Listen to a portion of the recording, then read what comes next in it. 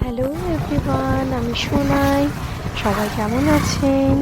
আমি চলে এসেছি আরেকটি আমার নতুন ব্লগ নিয়ে।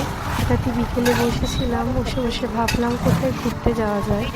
তো হাজব্যান্ডের স্যাটারডে সানডে কলেজ ছুটি থাকে, তার জন্য হঠাৎ আমরা বেরিয়ে পড়লাম সন্ধ্যেবেলায়। চাঁদা গিয়েছিলাম চিকেন পকোড়া খেতে। বেসিক্যালি আমরা আসানসোল থেকে আসার সময় দাঁড়াই, তো এখানে আমরা বাড়ি থেকে গেছি, তাও না জানিয়েই চলে গেছি। তো বেটুন এসে এখানে 1 প্লেট মোমো অর্ডার করতে বলেছিল, ভেজ মোমো। তো মোমোটা ওর ঝাল লাগে ফিলিংগুলো, তাই উপরে পোর্শনগুলোই খায়। তো আমরা মোমো খেতে খেতে ওয়েট করছিলাম কখন আমাদের চিকেন পকোড়াগুলো ফ্রাই করে আসবে, আমাদেরকে সার্ভ করবে। তো মোমোটা বেশ ভালোই ছিল। মোমো খেতে খেতে আমরা গল্প করতে করতে চলে এলো আমাদের চিকেন পকোড়া।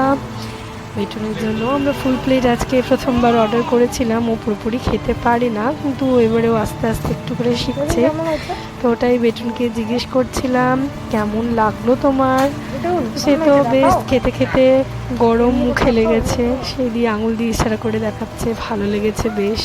হাজব্যান্ডের তো ভীষণ ভালো লাগে, তার তো এখানে ফেভারিট চিকেন পকোড়া। যখনই আসানসোল থেকে ফিরে সন্ধ্যেবেলা এখানেও খাবেই খাবে।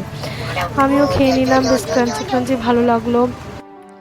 তারপরে হাজবেন্ড নিয়ে চলে এলো বেটুনের জন্য একটু ম্যাঙ্গো জুস, আমার জন্য একটা কোল্ড ড্রিঙ্ক। তো চিকেন পকোড়ার সঙ্গে কোল্ড ড্রিঙ্ক খেতে বেশ ভালোই লাগলো, সন্ধ্যেটা বেশ ভালোই কাটলো।